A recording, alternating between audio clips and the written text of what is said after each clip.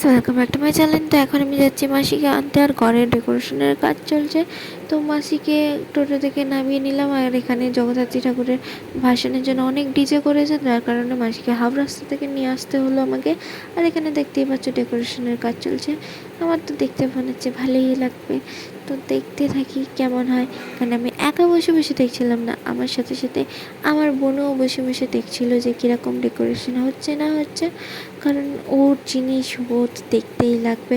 যাই হোক, এখানে বেলুন নিয়ে বোন খুব খেলা করছিল, বাট একটা বেলুন ফেটে যেতে খুব জোর ভয় পেয়ে গেছে, আচমকা ফেটে গেছিলো। তা আমাদের সমমাসীরাও এসে গেল, কিন্তু লিফটটা হাওয়া আটকে গেছিলো এইভাবে, যার কারণে খুব কষ্টভাবে ওদের বার করতে হয়েছিল চাবি খুলে লিফটের।